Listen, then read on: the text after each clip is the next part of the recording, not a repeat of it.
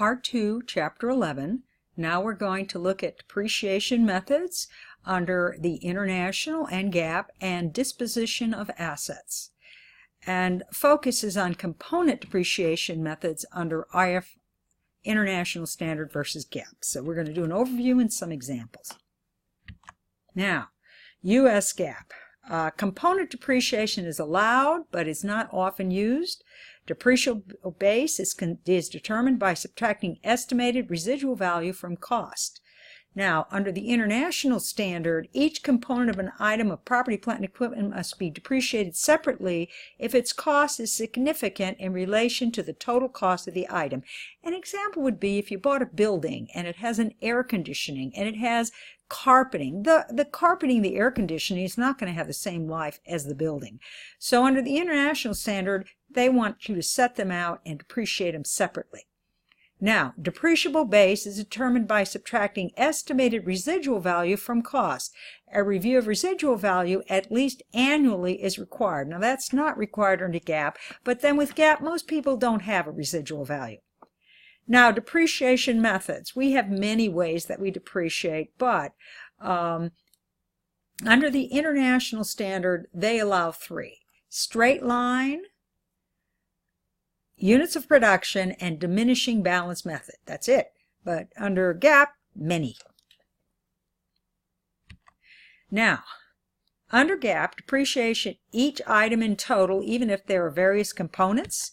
Under the international standard, they're required to be broken out if the cost is significant and it has a different service life. So we're going to look at an example that shows you how that's done. Now here is our example. We bought a building and the price is $10,500,000.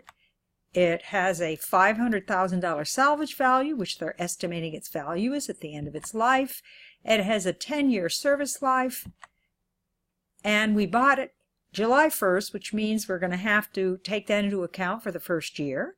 The building includes carpeting valued at $100,000 with a 5-year life and no salvage value, and heating and air conditioning unit with a value of $210,000 with a 7-year life and no salvage value. Now you notice their service life is different than the building. So now we're going to look at depreciation for year 1 and 2 under GAAP and the international standard. So under GAAP, we would just take our total cost of $10,500,000 and minus the salvage value of $500,000 divided by the service life. And because we bought this when we did, in the first year we'd get a half a year because we're doing straight line. And in the second year we'd get $1 million. Now, what would it look like under the international standard? Well, we'd have to allocate the cost to the component. That's how it would work. We would separate out the carpet and the air and heating system and subtract that from the total price to get the price of the building. Now what we're going to do is we're going to depreciate each one of those separately. So the building, we'd get a half a year in the first year.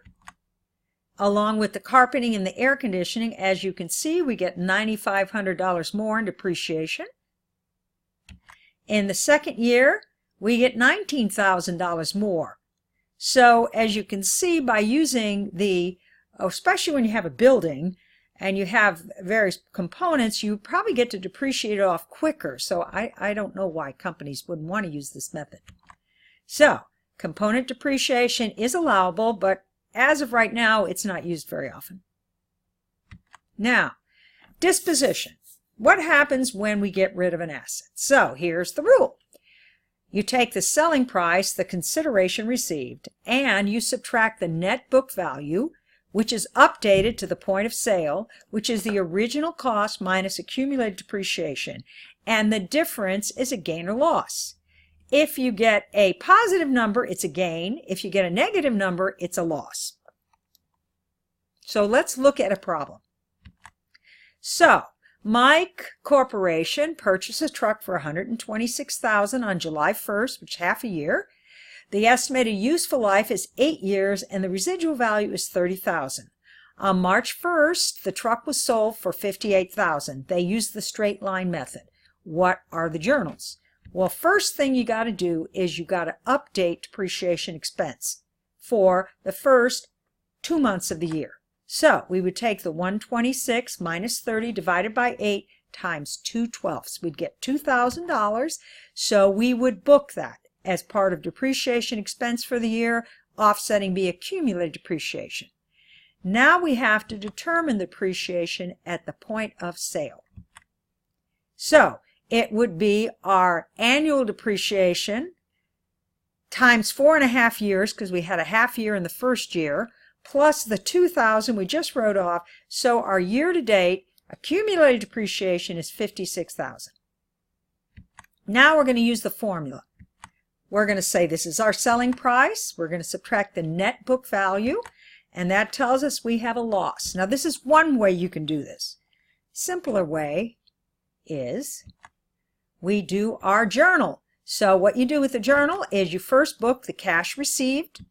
You take the old off the books, and if it's a debit, you had a loss. If it's a credit, you had a gain. So that's another way you can do it. Now what if the same example, but they'd been using double declining balance? So first you've got to figure out the depreciation for the current year. And the only way you can do that with this method is you have to go through all the years. So first of all, you're going to come up with what's my depreciation rate. Then remember the first year you get a half a year, and you're going to go through all of the years that have transpired so far. Okay?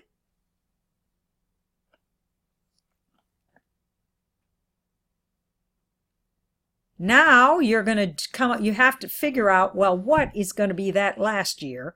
I mean those 2 months, because those 2 months, the only way you can figure it out is go through this whole process. Now we're going to update depreciation expense by the 1453. Again, that's the only way you could have figured it out. And now we'll go back and do our journal. So you can do the formula again. And in this case, we have a gain because we used an accelerated method of depreciation. Or you can just do the journal, which is the cash. Now you figured out the accumulated depreciation, and we know what you paid for it, and then the plug is the gain on sale. Get the same number. So that concludes part 2 for Chapter 11.